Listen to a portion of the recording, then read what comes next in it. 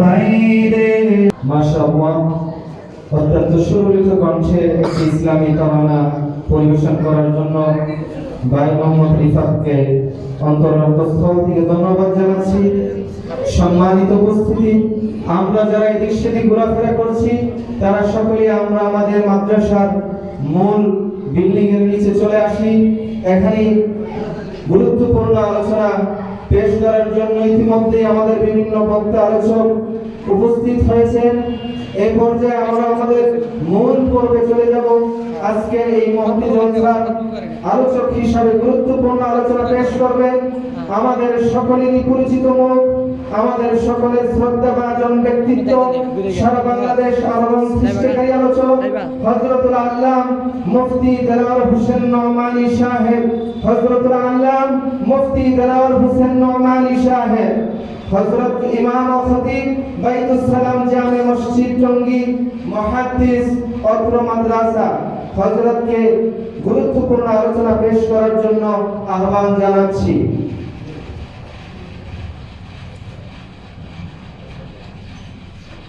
আসসালামু আলাইকুম ওয়া রাহমাতুল্লাহি ওয়া বারাকাতুহু।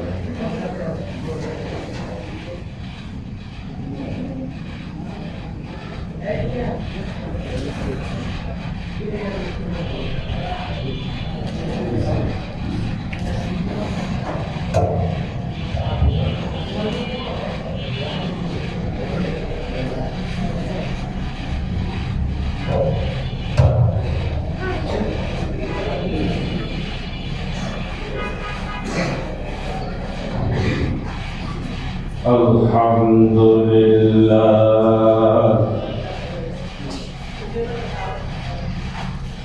আলহামদুলিল্লাহি রাব্বিল আলামিন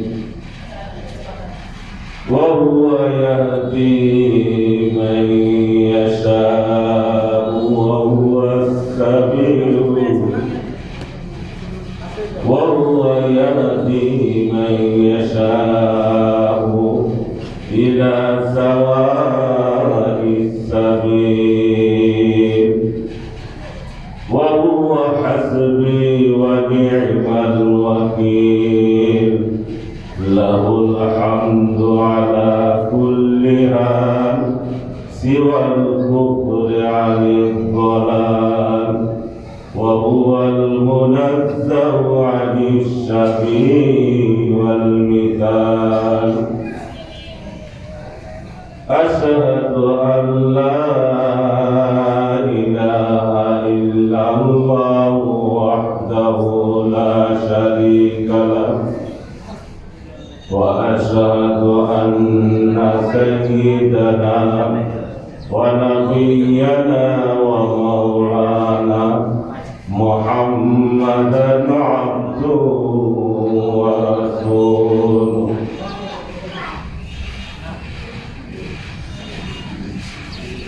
সাল্লাল্লাহু আলাইহি ওয়া আলা আলিহি ওয়া আসহাবিহি সালাতাও ওয়া সালামান দাইমাইনি ইলা আবাদিল আবিদিন। আম্মা বা'দু ফাকাদ ক্বালা আল্লাহু তাবারাকা ওয়া তাআলা ফিল কালামিল মাজিদ ওয়াল ফুরকানিল হামিদ। আউযু বিল্লাহি মিনাশ শাইতানির রাজীম। বিসমিল্লাহির রাহমানির রাহিম। ইন হুয়া ইল্লা যিকরুল লিল আলামিন।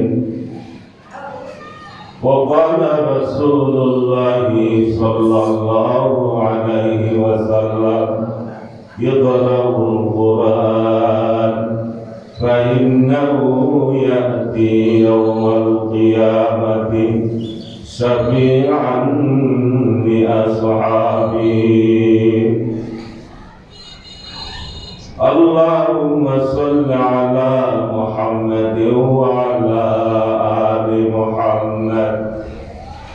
كما صليت على إبراهيم وعلى آل إبراهيم إنك حميد مجيد اللهم بارك على محمد وعلى آل محمد كما باركت على إبراهيم وعلى آل إبراهيم إنك حميد مجيد نهاية قابل احترام معزز محترم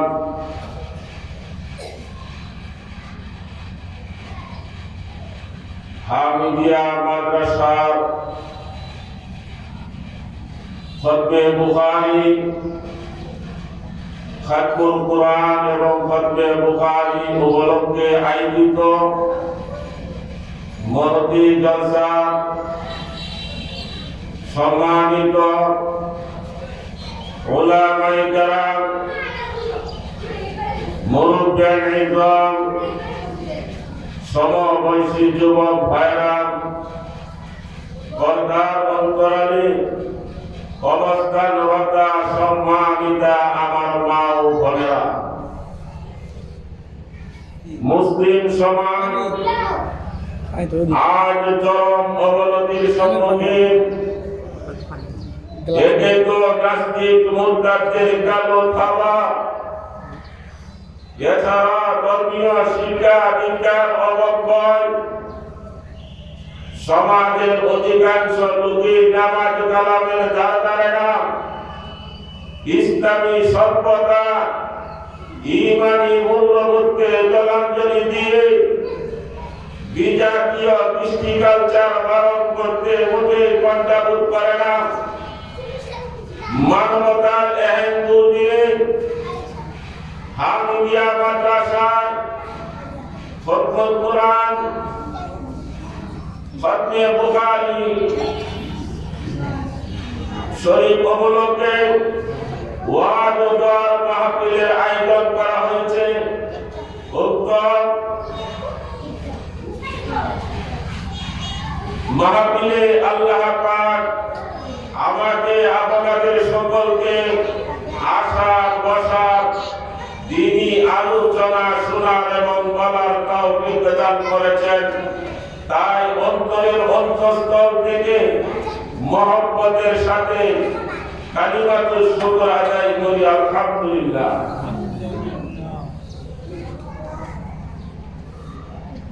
আল্লাহ পাকের রহমত না হলে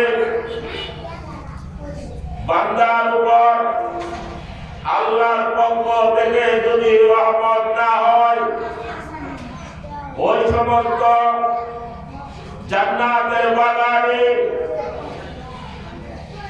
কোরআনের মাহফিল, হাদিসের মাহফিল, এই সমস্ত জান্নাতের বাগানে আসতে পারবে না যতক্ষণ পর্যন্ত আল্লাহর রহমত তাকে তার উপর না হবে। বান্দা নেক আমল করে আল্লাহর রহমত,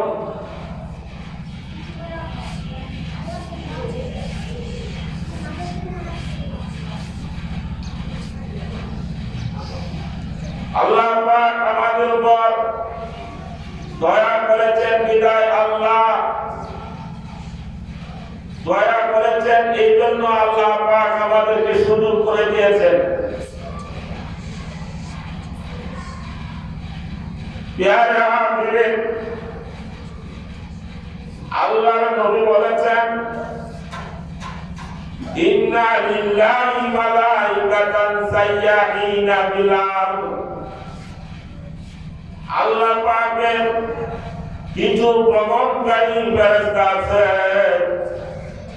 যে সমস্ত ফেরেশতারা এই সমস্ত যেখানে কোরআন দিনের আলোচনা হয়, কোরআনের আলোচনা হয়, হাদিসের আলোচনা হয়, ওই সমস্ত মাহফিলগুলো জিকিরের হালকাগুলো তালাশ করতে থাকে। আল্লাহর ভ্রমণকারী ফেরেশতা কিছু আছে, জমিনে আসে, আসিয়া ওই সমস্ত মাহফিলগুলো তালাশ করতে থাকে। যখন তারা ওই মাহফিলগুলো পেয়ে যান, এক ফেরেশতা তাদেরকে ডাকতে থাকে, হালু মাইলা হাজাতিকুম, আসো হালু মাইলা হাজাতিকুম, যে উদ্দেশ্যে আমরা দুনিয়ার জমিনে এসেছি আমাদের উদ্দেশ্য পূরণ হবে। আসো তোমরা আসো, যে উদ্দেশ্য আমরা জমিনে এসেছি জিকিরের মাহফিল, কোরআনের মাহফিল, হাদিসের মাহফিল শোনার জন্য, দেখার জন্য যাচ্ছি, আমরা পেয়ে গেছি। আসো আসো। এইভাবে একজন ফেরেশতা আরেকজন ফেরেশতাকে ডাকতে ডাকতে সব ফেরেশতা যখন একসাথ হয়ে যায়, ফেরেশতারা ওই সমস্ত মাহফিলটা চতুর্দিকে বেষ্টন করে রাখে। মাহফিল যখন শেষ হয়ে যাবে, আল্লাহ পাক জিজ্ঞাসা করবে, ও আমার ফেরেশতারা, কোথায় থেকে এসেছো? কোথায় থেকে এসেছো? আল্লাহ জানি কিনা বলে? আল্লাহ খুদা ওয়াহদাহু কানি হাইনাযীর ওয়া হিয়া আলা কুল্লি শাইইন কাদির ওয়া হিয়া আলা কুল্লি শাইইন কাদির। जो कुछ काम करता है वो सीधा हो या नौतम, वो सब जानता है समीउम बसीर, वो सब जानता है समीउम बसीर। अल्लाह पाक जानेन, শুনেন, দেখেন। এরপরও আল্লাহ পাক বলেন, ও আমার ফেরেশতারা কোথায় থেকে এসেছো? বলে, নতুন আমি দিয়া মাদ্রাসায় কোরআনের মাহফিল, আজকে আপনার ছাত্রদেরকে মাথায় পাগড়ি প্রদান করা হবে। অনেক আলেমদেরকে মাথায় পাগড়ি প্রদান করা হবে।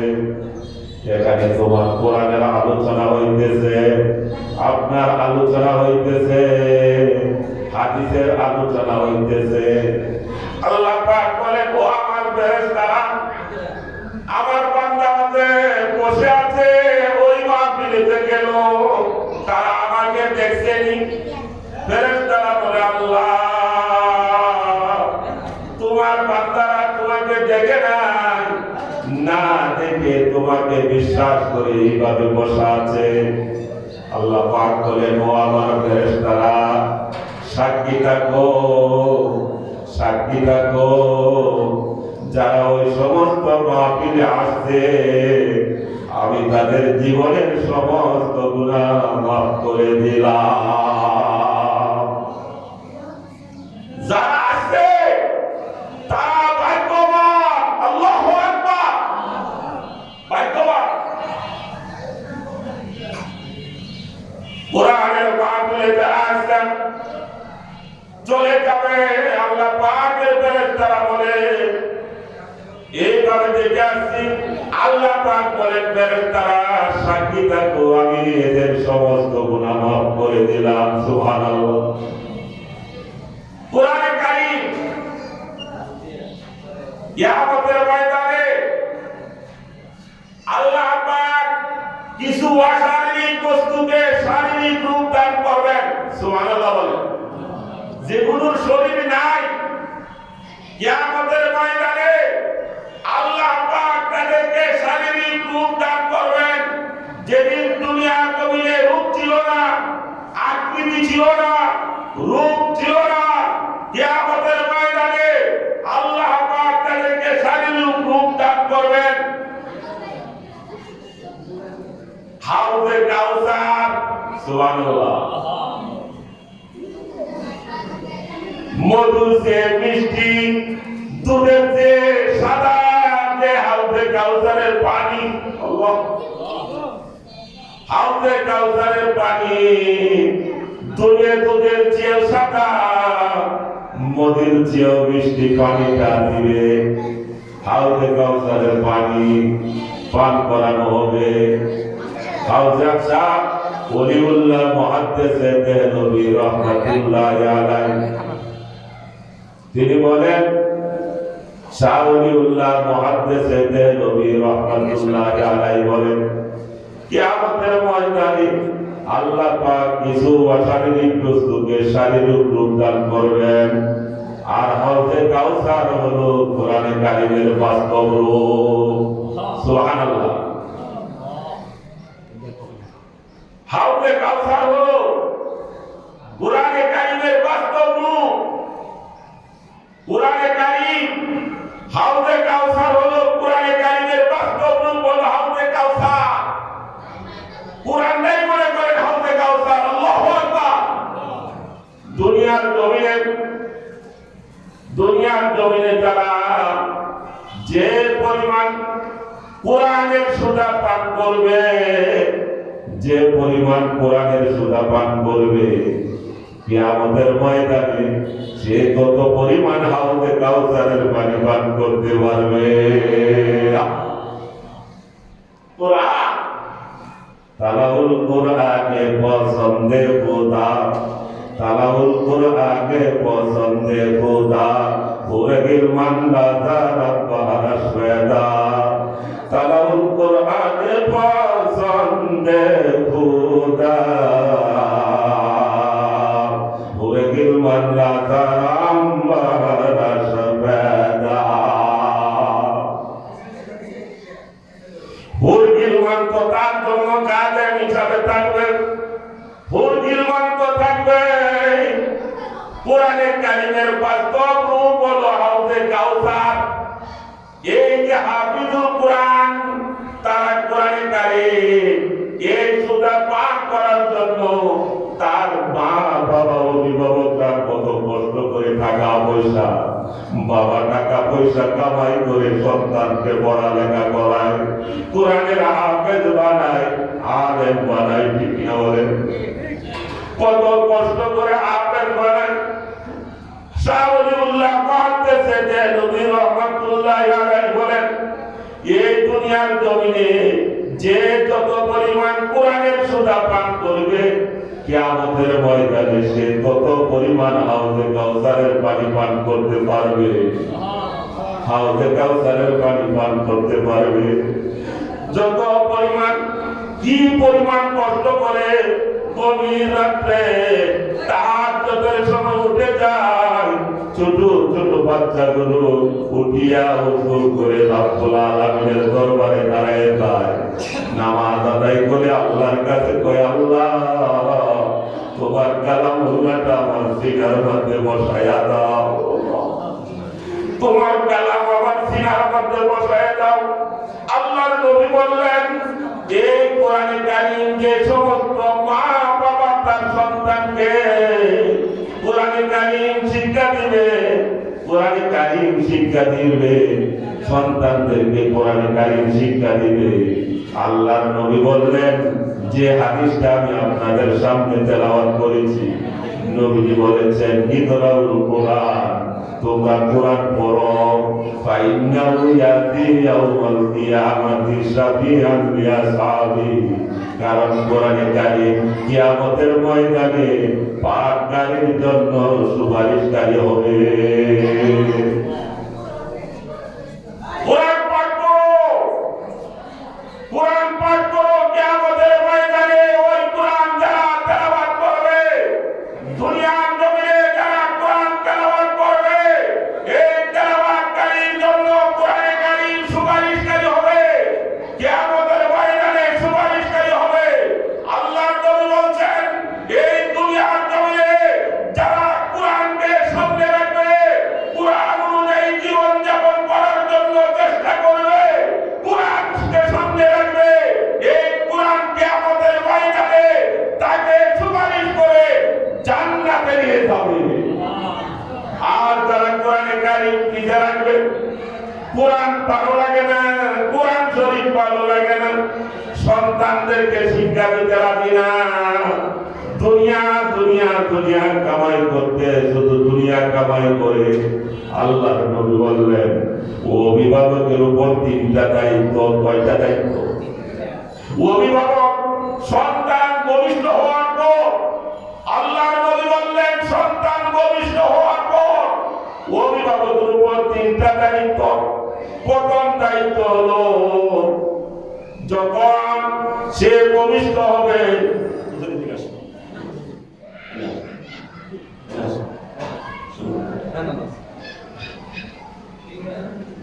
ভূমিষ্ঠ হলে সুন্দর একটা নাম রাখা।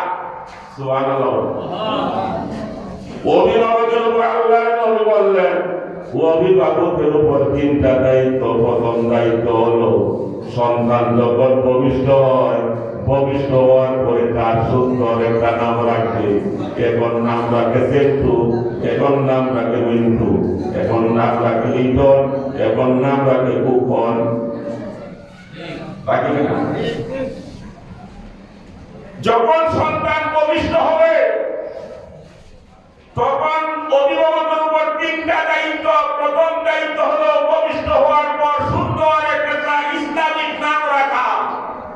আল্লাহু আকবার বলেন। কি নাম রাখা? সুন্দর একটা ইসলামিক নাম রাখা। এক ব্যক্তি তার সন্তানের নাম রাখছে কাজলউদ্দিন। কি নাম রাখছে? জিজ্ঞাসা করার পরে সে বলে আপনি যে আপনার সন্তানের নাম রাখছেন কাজলউদ্দিন, কাজলউদ্দিন রাখার কারণটা কি রে বাবা? কয় আমি তো খুতবাতে যখন সানি খুতবা, জুমার দিন যে খুতবা পড়ে সানি খুতবার মধ্যে আছে ওয়াক্তুল মান খাজালাদ্দিন, ওয়াক্তুল মান খাজালাদ্দিন। এই খাজালউদ্দিনের থেকে আমি খাজালউদ্দিন রাখছি। ওয়াক্তুল মান খাজালাদ্দিন, এই জন্য আমার ছেলের নাম রাখছি কাজলউদ্দিন। কাজল নাম রাখে না মুসলমানের সন্তান। কাজল শব্দের অর্থ হলো আল্লাহ যারা দ্বীনের ক্ষতি করে তুমি তাকে ধ্বংস করো, তার ক্ষতি করো। নাউজুবিল্লাহ বলে ওয়াক্তুল তাকে ক্ষতিগ্রস্ত করে, মান খাজালাদ্দিন যে দ্বীনের ক্ষতি করে। এবং নাম রাখছে কাজলউদ্দিন, দ্বীনের ক্ষতি করে। যে দ্বীনের ক্ষতি করে আল্লাহ তুমি তাকে ধ্বংস করো, তাকে ক্ষতি করো, তাকে ধ্বংস করো।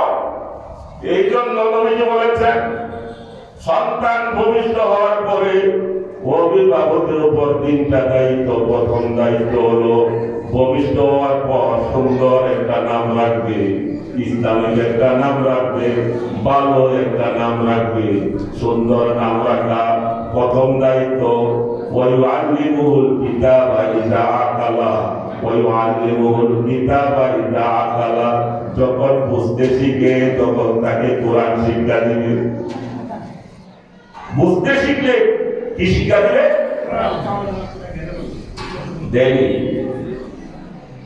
এইটা বলে ক্লাসে মেট্রিক চিন্তা পরীক্ষা দিলে, মেট্রিক পরীক্ষা দিলে কোরআন পড়তে জানে না মুসলমানের সন্তান। আল্লাহ নবী বলেছেন অভিভাবকের উপর তিনটা দায়িত্ব। প্রথম দায়িত্ব হলো সুন্দর একটা নাম রাখা। দুই নম্বর দায়িত্ব হলো ওয়ায়ুআল্লিমুহুল কিতাবা ইযা আকালা। যখন বুঝতে শিখে তখন সে তাকে কোরআন শিক্ষা দিবে। ওয়াইযাবিদুহু ইযা আদরাকা, এবং তাকে বিবাহ করাইবে যখন প্রাপ্তবয়স্ক হবে। প্রাপ্তবয়স্ক হওয়ার পরে সন্তানকে বিবাহ করানোর দায়িত্ব কার? অভিভাবকের। কার দায়িত্ব? ছেলে লেখাপড়া করিয়া, পড়ালেখা না করিয়া, লেখাপড়া করিয়া করিয়া বড় হয়েছে, বয়স্ক হয়ে যাইতেছে। আবার কোন সন্তান লেখাপড়া না করিয়া বয়স্ক হয়ে যাইতেছে, অভিভাবক সেদিকে কোনো ধ্যান দেয় না। উপযুক্ত ছেলে, উপযুক্ত মেয়ে প্রাপ্তবয়স্ক হওয়ার পরে যদি বিবাহের শাদীর ব্যবস্থা না করে, এই সন্তান, এই ছেলে, এই মেয়ে যদি কোনো অপরাধ করে, এই অপরাধ অভিভাবকের আমল নামায় পড়তে হবে। নাউজুবিল্লাহ বলেন। এই জন্য নবী বলেছেন ওয়ায়ুযাবিদুল কিতাবা ইযা আদরাকা, যখন দেশে প্রাপ্তবয়স্ক হয়ে যাবে সুন্দর তাকে বিবাহ করার দায়িত্ব হলো অভিভাবকের। কয়টা দায়িত্ব? তিনটা। আল্লাহ পাক আমাদেরকে বুঝবার এবং আমল করার তৌফিক দেন। সকলে বলে আমিন।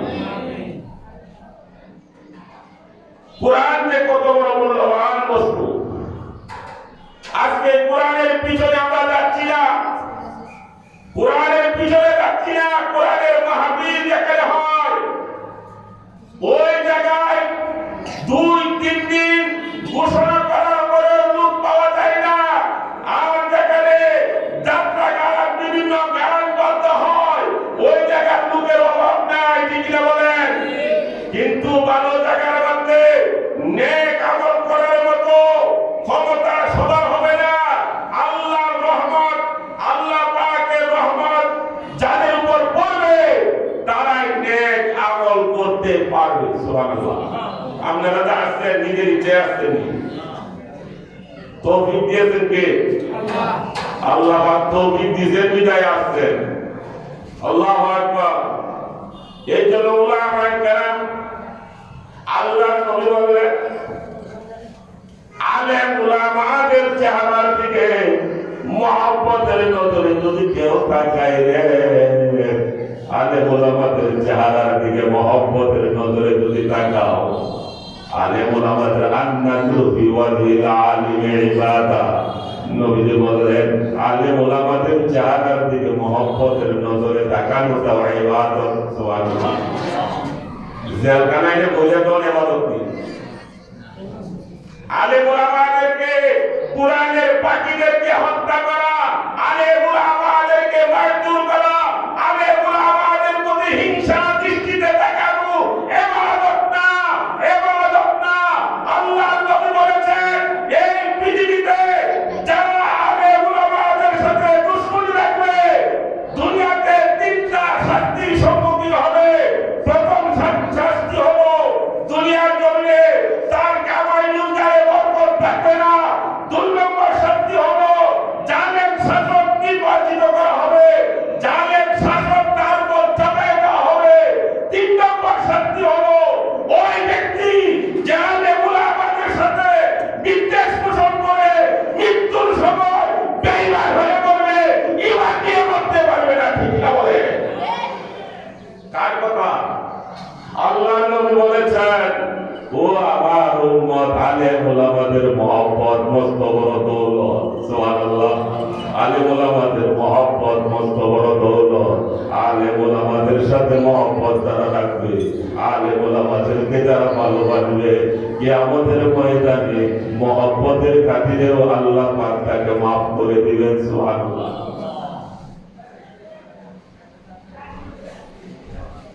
আল্লাহ পাক মাফ করে দিবেন। আবার বুখারী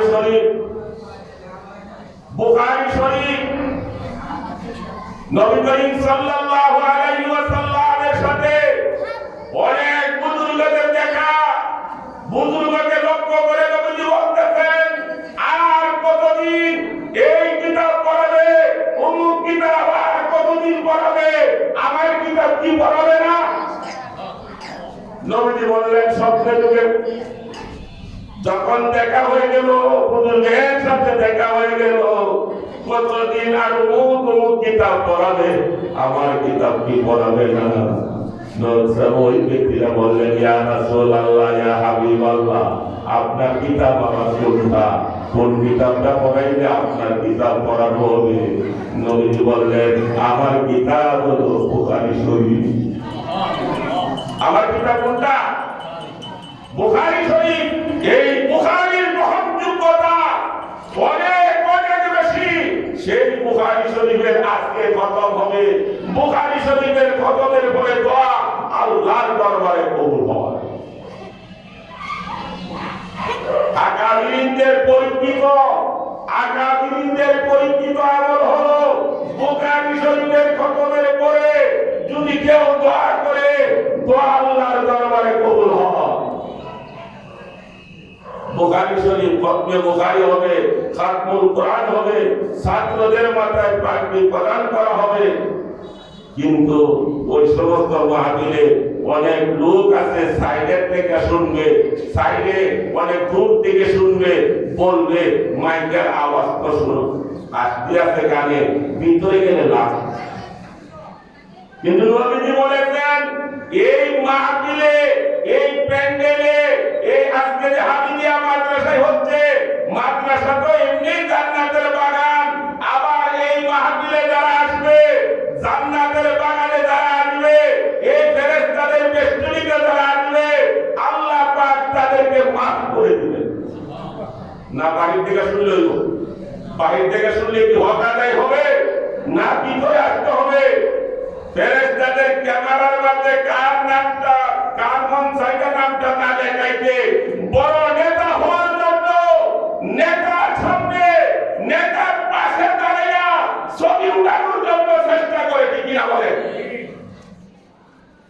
কত ফাঁকি নেতা, কত সাদা নেতা, কত ছাতা নেতা ছবি উঠাইয়া এমপি মন্ত্রী বড় বড় নেতাদের পাশে ছবি উঠাইয়া হাজার হাজার শত শত কোটি টাকা আয় করছে, বলে নাই? জুলুম করিয়া। আর আল্লাহ নবী বললেন এই সমস্ত মাহফিলে যারা আসবে তাদের ক্যামেরা, ফেরেশতাদের ক্যামেরার মধ্যে তার ছবিটা উঠা যাবে। কার ক্যামেরা? وكل إنسان ألزمناه طائره في عنقه ونخرج له يوم القيامة كتابا يلقاه منشورا اقرأ كتابك كفى بنفسك اليوم عليك حسيبا وكل إنسان ألزمناه طائره আল্লাহ পাক বলেন আমি প্রতিটা মানুষের পিতৃবালককে গৃহবালককে পৃথিবীর তৈরি করে রেখেছি, পৃথিবীর মতো তৈরি করে রেখেছি। দুনিয়ার জমিনে বান্দা যা করবে সব এই পৃথিবীর মধ্যে উঠে যাবে। উঠবে কিনা বলেন? উঠতেছে, কিন্তু এটা খুলবে কোন দিন? ইয়াউমাল কিয়ামা। কোন দিন খুলবে? কিয়ামতের দিন। কিয়ামতের দিন খুলবে। মুসলমান আমরা আল্লাহকে বিশ্বাস করি, পরকাল বিশ্বাস করি, আখিরাত বিশ্বাস করি। এই জন্য সকলের কাছে অনুরোধ থাকবে, এই মাহফিল কিন্তু সব সময় পাইবেন না রে বন্ধু। যারা তারাই আসবেন তারাই ভাগ্যবান, যারা আসবেন তারাই ভাগ্যবান, যারা আসবেন তারাই ভাগ্যবান, যারা আসবেন তারাই এই মাহফিলের মধ্যে পড়ে যাবেন। আল্লাহ কবুল করে সকলে আমিন বলেন। ইয়ার বলেও গাদাইয়া কত কি আইতো না, গাদাইয়া বুঝেন তো? গাদাইয়া নামে শয়তান গাদাইয়া কইলো যাস না, শুনবে একটু পরে যা, একটু পরে যা, একটু পরে যা, একটু পরে যা, একটু পরে যা, এই 8টা যাইলে 7টা যাইলে এইভাবে যাইতে যাইতে যা কথা কইতে কইতে সময় চলে যাবে, আশা তা হবে না। আসলে এরকম আহা আল্লাহ পাক আমাদেরকে কবুল করছেন, আপনাদেরকে কবুল করছেন, আলহামদুলিল্লাহ করে বলেন। বিহারে আজে এই কোরআন বড় দামি জিনিস, কোরআন বড় দামি জিনিস। কোরআন যারা শিক্ষা করতেছে, যাদের সন্তানদেরকে কোরআন শিক্ষা দিতেছে, তালিবুল ইলমদেরকে যারা মহব্বত করে, সুবহানাল্লাহ। কিতাবের মধ্যে লেখে সুলতান মাহমুদ গজনবী রাহমাতুল্লাহ আলাইহি, তিনি হলেন সবুদ্দিনের ছেলে সুলতান মাহমুদ। তার দিলের মধ্যে একটা জিনিস সবসময় কসকস করে। কি কসকস করে? যে আমার বাবা তো প্রথমে সৈনিক ছিল, বাদশাহ। আমার বাবা প্রথমে কি ছিল? সৈনিক ছিল। প্রথমে কি ছিল? এখন সে হলো বাদশাহ। তার সাথে আমার সম্পর্ক, সম্বন্ধরা বিযুক্তি করা ঠিক হবে না কেন? মিলানোটা আমার তার সাথে, আমার যে তার সন্তান, এটা কি ঠিক করা, বিযুক্তি করা, মিলানোটা ঠিক হবে কিনা, এই সব সময় তার দিলের মধ্যে একটা কসকস করে। আরেকটা তার দিলের মধ্যে কসকস করে, দিনের অনেক শাখা আছে পৃথিবীর মধ্যে, দিনের অনেক শাখা ইসলামের দ্বীনের অনেক শাখা আছে, এই শাখাগুলোর মধ্যে শ্রেষ্ঠ শাখা কি? এটা কষ্ট অর্থাৎ পৃথিবীর মধ্যে শ্রেষ্ঠ লোক কারা? দুইটা। প্রথম হলো এই বাবা তো আমার এই যে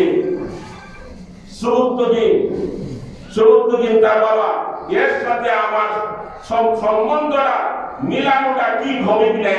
2 নম্বর হলো যে পৃথিবীর মধ্যে শ্রেষ্ঠ লোক কারা।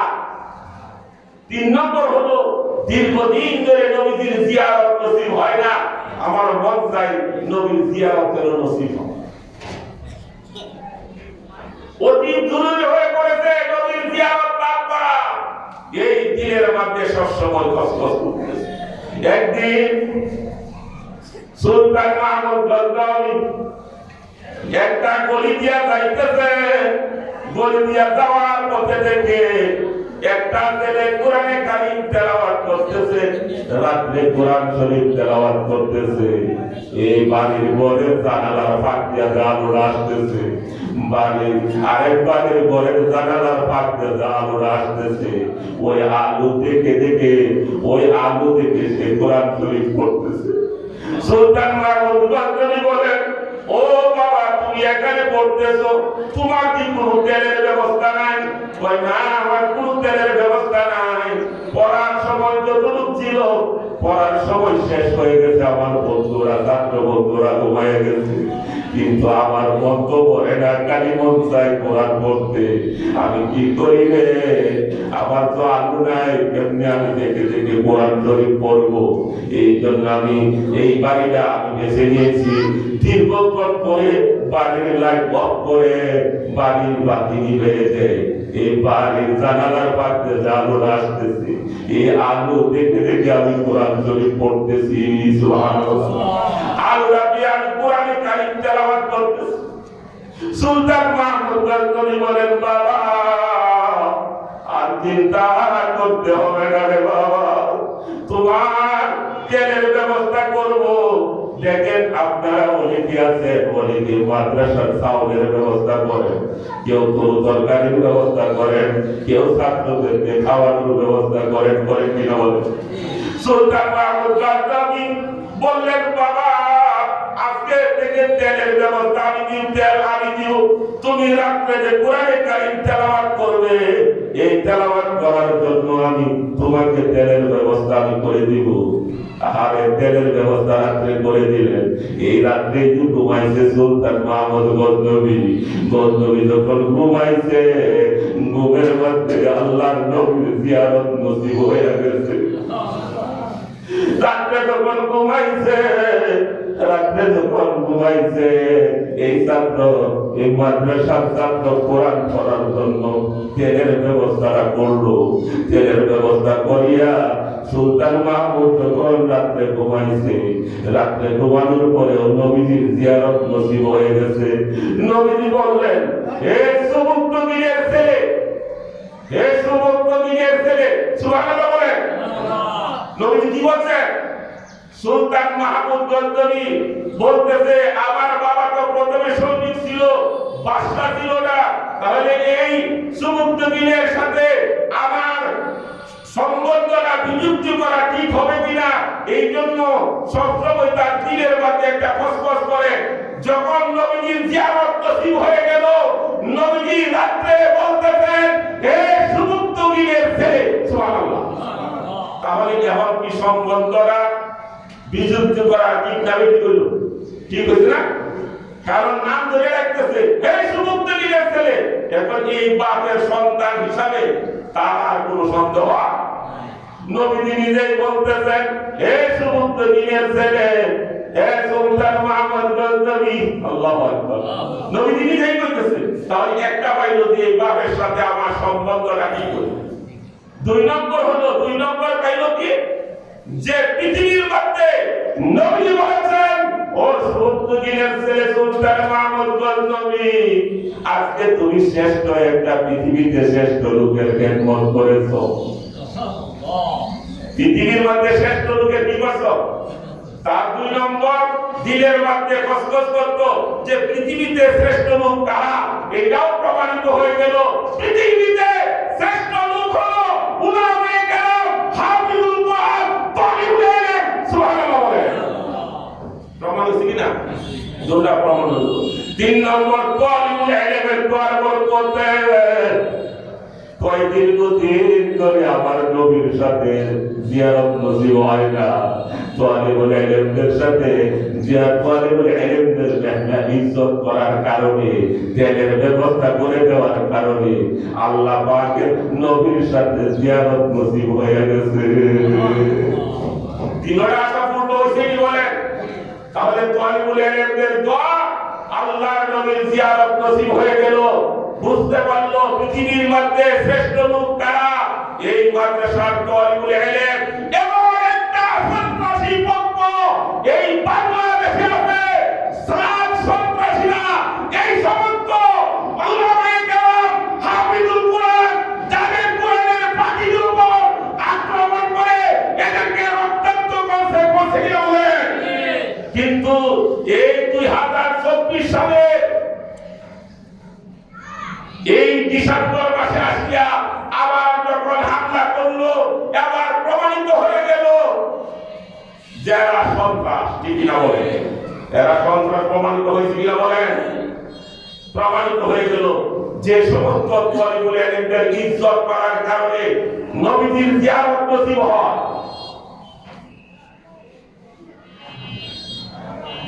তাওয়াক্কুল শাহ বলি রাহমাতুল্লাহ আলাইহি, তাওয়াক্কুল শাহ বলি রাহমাতুল্লাহ আলাইহি, তার দস্তরখান সব সময় মানুষের জন্য উন্মুক্ত থাকতো। যে যখনই আসতো খানা খাইতে পারতো, যে যখনই আসতো খানা খাইতে পারতো, গরিব দুঃখী দুস্থ মেধাবী যা আছে সবাই আয়া খাইতে পারতো। তাওয়াক্কুল শাহ বলি, লোকটার নাম কি? তাওয়াক্কুল শাহ আমবলি রাহমাতুল্লাহ আলাইহি, তার সব সময় দস্তরখান খোলা থাকতো। মানুষ যখনই আসতো তখনই খাইতে পারতো। সব মানুষ এই মানে দুপুর থেকে খানা খায়, রাতের দিনের 4টা পর্যন্ত খানা খাওয়ার পরেও রাত্রে কেউ দিনে কেউ সকালে খায়, তখনই আসে খানা। সব সময় দস্তরখান খোলা, সব সময় খাইতে পারে, সব সময় খাইতে পারে। খানার কোনো ঝামেলা হয় না, যে যখন আসে তখনই খাইতে পায়। একদিন নবীজির সাথে জিয়ারত নসিব হয়ে গেল তাওয়াক্কুল শাহ বলি। সুবহানাল্লাহ বলে। ও তাওয়াক্কুল শাহ বলি, গরিব দুস্থ মেধাবী কত মানুষ নেই তো তুমি খাওয়াইলে। নবীজি বললেন, তাওয়াক্কুল শাহ বলি রে, তুমি তো আমার একদিন দাওয়াত দিয়া খাওয়াইলে না। নবীজি কি কয়? সবাইকে খাওয়াইলা, আমার তো খাওয়াইলা না। সুবহানাল্লাহ বলবেন না? দস্তরখান যেগুলা দুস্থ মেধাবী গরিব দুঃখী যা আছে, বড় লোক গরিব ধনী, যে যখনই আসে তখনই খাইতে পায়। একদিন নবীজির সাথে তাওয়াক্কুল শাহ বলি রাহমাতুল্লাহ আলাইহি দেখা। ও তাওয়াক্কুল শাহ বলি, রাত্রে কইতেছে তুমি যে সবাইকে খাওয়াইলা, আমার তো খাওয়াও না। নবীজি সাথে রাত্রে যখন দেখা হয়ে গেল, তাওয়াক্কুল শাহ বলি রাহমাতুল্লাহ আলাইহি বলেন, ইয়া রাসূলুল্লাহ, ইয়া হাবিবাল্লাহ, কিভাবে আপনাকে খাওয়াইবো গো নবী, কিভাবে আপনাকে খাওয়াইবো? আপনি তো নাই, দুনিয়ার জমিনে নাই। আপনারে যদি আমি পাইতাম তৃপ্তি সহকারে খানা খাওয়াইতাম। নবীজি বললেন, ও তাওয়াক্কুল শাহ বলি রে, অমুক মাদ্রাসায় যাও, আল্লাহু আকবার, অমুক মাদ্রাসায় যাও, তালিবুল ইলমদেরকে খাওয়াও। অমুক মাদ্রাসায় যাও, তালিবুল ইলমদেরকে খাওয়াও। এদেরকে খাওয়ানো মানে আমি নবীজিরে খাওয়ানো। হ্যাঁ, এদের প্রতি কত হিংসা বলে কিনা বলে? এই তালিবুল ইলমদের উপর কত হিংসা! তাওয়াক্কুল শাহ বলি রাহমাতুল্লাহ আলাইহি বলতেছেন, মাদ্রাসার তালিবুল ইলমদেরকে খাওয়াও, আমি নবীজিকে খাওয়াইলাম। সুবহানাল্লাহ বলবেন না? এই কাকে খাওয়ানো? মাদ্রাসার তালিবুল ইলমদেরকে খাওয়ানো মানে কারে খাওয়ানো? নবীজি বললেন, ও তাওয়াক্কুল শাহ বলি বলি তুমি তো আমার খাওয়াইলা না। ওই ব্যক্তি বলতেছে ইয়া রাসূলুল্লাহ কিভাবে আপনাকে খাওয়াইবো, আপনি তো নাই, আপনাকে পাই না, আমি কিভাবে খাওয়াইবো? কত আলী বলেন মাদ্রাসার কোরআনের পাখিদেরকে খাওয়াই দাও, মাদ্রাসার কোরআনের পাখিদেরকে খাওয়াই দাও, যদি খাওয়াও তাহলে আমি নবীকে খানা খাওয়ানো হলো। আল্লাহ পাক বুঝবার তৌফিক দেন, শুকর বলেন আমিন। অনেকে কিছু বয়সা শ্রেণীর লোক আছে, এরা কইব হুজুরা খাওয়ানি লাগে ওয়াক্ত বলবে কিনা বলে। কিন্তু পৃথিবীর মধ্যে শ্রেষ্ঠ কারা? বুঝেন পৃথিবীর মধ্যে শ্রেষ্ঠ কারা? এই সমস্ত মাদ্রাসার প্রতি যাদের ভালোবাসা আছে, যাদের মহব্বত আছে, তারা কামিয়াব। সুবহানাল্লাহ বলেন। তারা কামিয়াব। কিয়ামতের ময়দানে আল্লাহ পাক জিবরাইলকে বলবেন, জিবরাইল রে, ও জিবরাইল, হাসরের ময়দানে এলান করে দাও, হাসরের ময়দানটা কেমন হবে? ওই যে বিরাট জায়গা অনেক দূরে আছে, আসল মাঠে পৌঁছবে তা আর হাত কাছে, এত নিকট পৌঁছবে বলে লাগবে ভীষণ তাপ, পাইবে সাদা সেই তাপেতে যাহার যেমন পাপ, গুনাহগারের মাথার মগজ পড়বে গলে গলে, কারোর হাঁটু কারোর মাথা ডুববে গামের জলে, হাবুল ডুবু কাইবে গামে ডুববে কারোর গায়া, কিন্তু মুমিন বান্দা পাবে আরশ তলে ছায়া। আল্লাহ পাক জিবরাইলকে বলেন, জিবরাইল, হাসরের ময়দানে এলান করে দাও, পৃথিবীর মধ্যে যারা কোরআন শরীফ তেলাওয়াত করতো তারা যেন দাঁড়িয়ে যায়, দুনিয়াতে যারা কোরআন পড়তো তাদেরকে দাঁড়িয়ে যায়, এলান করো যেন দাঁড়িয়ে দাও। জিবরাইল এলান করবে, ও হাসর মাঠে যারা পৃথিবীতে কোরআন তেলাওয়াত করবে আজকে দাঁড়াও, আজকে দাঁড়াও, এলান করবে দাঁড়াও, হাসরের ময়দানে খাও, দাঁড়াও, যারা দুনিয়ার জমিনে কোরআন পড়তে দাঁড়াও। এইভাবে একবার, দুইবার, তিনবার এলান করার পরে যারা কোরআন শরীফ দুনিয়াতে পড়তো সবাই যখন দাঁড়ায় যাবে, আল্লাহ পাক দাউদ নবী দাঁড়াইবেন, দাউদ নবী, আল্লাহ পাক দাউদ আলাইহিস সালামকে বলবেন, দাউদ নবী তুমি একটু কোরআন শরীফ তেলাওয়াত কইরা শোনাও। দাউদ নবীর কণ্ঠে তুই বলবে কোরআন তেলাওয়াত করে শোনাও। এখন হাফিজুল কোরআনটা তারা দাঁড়াইছে, হাসরের ময়দানে হাফিজুল কোরআনটা দাঁড়াইছে, হাফেজরা দাঁড়াইছে, যারা কোরআন শরীফ দেখে দেখে পড়তে পারে তারাও তো দাঁড়াইছে। কারণ আল্লাহ কইছে, জিবরাইল বলছে যারা কোরআন পড়তে পারো তারা দাঁড়াও, যারা কোরআন পড়তে পারো তারা দাঁড়াও। এখন যারা দেখে দেখে পড়তে পারে, মুখস্থ করতে পারে না, তাদের অবস্থাটা কি? তিনি কি সাথে কোরআন শিক্ষা দেয়া দিয়ে মৃত্যু করে? কোরআন শরীফ তো নাই। এই জন্য হাদিসের মধ্যে আসছে আল্লাহর পক্ষ থেকে ইলহাম করে দিবেন, কোরআন শরীফটা মনে হবে তার সাথে কোরআন সামনে, তার সামনে কোরআন বাজতেছে, আল্লাহু আকবার, মনে হবে কোরআন শরীফ তার সামনে বাজতেছে, মনে হয় কোরআনে কারিমটা সে দেখা দেখা বলতেছে, কোরআনে কারিম পড়বে, তেলাওয়াত করবে। আল্লাহ পাক বলবেন জান্নাতের মর্যাদায় চলে যাও, এইভাবে জান্নাতের মর্যাদায় উপরে উঠতে থাকবে। শেষ পর্যায়ে বলবে দুনিয়ার জমিনে যারা তোমাদেরকে মহব্বত করতো, দুনিয়ার জমিনে যারা তোমাদেরকে ভালোবাসতো তাদেরকে তোমরা চিনবানি, তাদেরকে তোমরা চিনবানি। এবার বলতে পারে হুজুর মানুষ তার পায়ে গুড়ালি, পায়ে কি গুড়ালি রাখার এই স্থানটুকু সব পা রাখার স্থান পাবে হাসরের ময়দানে, গুড়ার তো কোনো সুযোগ নাই। এবার হাফিজুল কোরআন আর কোরআন পড়তে বলা আমাদেরকে আল্লাহ বলবেন, এই যারা কোরআন পড়ছো তোমাদেরকে যারা মহব্বত করছে, যারা তোমাদেরকে ভালোবাসছে তাদেরকে খুঁজে খুঁজে বের করো। এবার বলেন পায়ের গুড়াল পর্যন্ত রাখার এই জায়গাটুকু পাবে কোথায় গুইরা গুইরা পাবে, কিন্তু পাইবে তো না।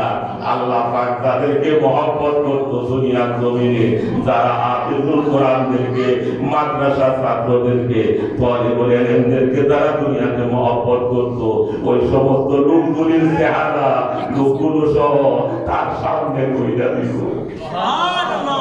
তার সামনে করে দিল, কারণ আসরের মানে কুটিয়া পাবে তো মনে হয় দেখতে এই ভাই আব্দুর রহমান ভাই,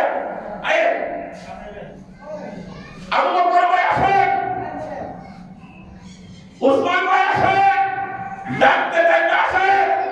যারা দুনিয়ার জমিন মাদ্রাসা তালিবুল ইলমদেরকে, হাফিজুল কোরআনদেরকে যারা দুনিয়াতে মহব্বত করতো, তাদেরকে খুঁজা খুঁজা বাইর করবে।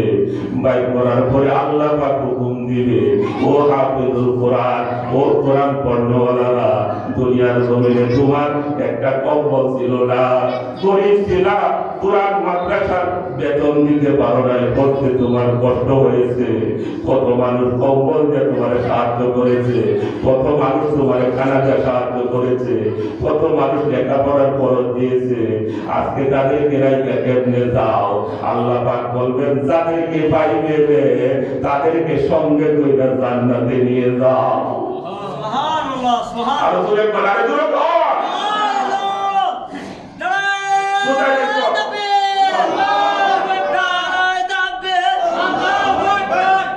মাশাআল্লাহ। দেখছেন, বলবে যারা তোমাদেরকে মহব্বত করতো, যারা তোমাদেরকে ভালোবাসতো, আসো তাদেরকে নিয়ে জান্নাতে যাও, তাদেরকে নিয়ে জান্নাতে যাও। আপনারা এই যতটুকু আলোচনা করেছি, আলোচনার দ্বারা কি বুঝছেন? তালিবুল ইলমদের সাথে দুশমনি করা যাবে, মাদ্রাসার ছাত্রদের সাথে দুশমনি করবেন না, মহব্বত করবেন। মহব্বত করলে লাভ না লস, দুনিয়াতে লাভ না আখিরাতে লাভ, দুনিয়াতেও লাভ, দুনিয়াতেও লাভ, দুনিয়াতেও লাভ। অনেক তালিবুল ইলমদেরকে অনেকে খাওয়ায়, অনেকে বিভিন্ন জিনিস দেয়, তাদেরকে জিজ্ঞাসা করলে বলে হুজুর অনেক পেরেশানিতে আছি, এরপরে মাদ্রাসার তালিবুল ইলমদেরকে একটু খাওয়াইতে চাই, মনটা চায় এদের মেহমানদারি করতে, অনেক পেরেশানিতে আছি, যেন আল্লাহ এদের বরকতে পেরেশানিটা যেন দূর করে দেয়। প্র্যাকটিক্যাল দেখা যায় তালিবুল ইলমদেরকে খাওয়ানোর কারণে, হাফেজদেরকে খাওয়ানোর কারণে, আলেম উলামাদেরকে মহব্বত করার কারণে আল্লাহ পাক তাদের পেরেশানি দূর করে দেয়। দূর করনেওয়ালা কি? আল্লাহ। সন্তান চাইবেন কার কাছে? আল্লাহর কাছে। নাকি অনেকে চাই বাবার কাছে, সন্তান চায় খাইতে না গেলে ওই জায়গায় সন্তান দেওয়ার মালিক তোমার বাবা না, সন্তান দেওয়ার মালিক হলাম আমি। আলেম উলামাদেরকে মহব্বত করুন, তালিবুল ইলমদেরকে মহব্বত করুন। এই হাফিজিয়া মাদ্রাসায় অনেক দীর্ঘদিন ধরে এই মাদ্রাসায় চলে আসতেছে। খতমে বুখারী কয়েক বছর ধরে খতমে বুখারী এবং হাফিজুল কোরআন অনেক ছাত্ররা হাফেজ হচ্ছে। মাদ্রাসার কমিটিরা, এলাকাবাসীরা, এই বিভিন্ন এলাকার মানুষ কত মহব্বত করে মাদ্রাসায়। আমার মহল্লায় মনে করেন, আমি যে মহল্লায় থাকি, এই মহল্লার লোকেরা অনেক সময় শুরু করে আমার এক ভাই আসছে, আমার ভাই এই যে অনেক আরেক ভাই আসছে, অনেকেই মহব্বত করে ডাক দিয়ে সাড়া দেয়। মাদ্রাসার প্রয়োজনের কথা বললে যথাসাধ্য যা বললে তাই দেওয়ার জন্য চেষ্টা করে। বুঝে এই তালিবুল ইলমদের সাথে মহব্বত রাখলে আশা করা যায় আমার কামাই রোজগারে বরকত হবে, পরকালে নাজাতের উসিলা হবে। আল্লাহ পাক আমাকে আপনাদের সকলকে আমলের তৌফিক দেন। ওয়াকিল দাওয়ানা আলহামদুলিল্লাহি রাব্বিল আলামিন। আসসালামু আলাইকুম ওয়া রাহমাতুল্লাহি ওয়া বারাকাতুহু। মাশাআল্লাহ, জাযাকাল্লাহ। হযরত মাওলানা মুফতি দেওয়ার হোসেন নোমানী সাহেব দামাত বরকাতুহুকে হযরত অত্যন্ত গুরুত্বপূর্ণ আলোচনা পেশ করেছেন। আল্লাহ পাকের কাছে দোয়া করি, আল্লাহ পাক যেন আমাদের সবাইকে হযরতের আলোচনার উপর সুন্দরভাবে আমল করার তৌফিক দান করেন।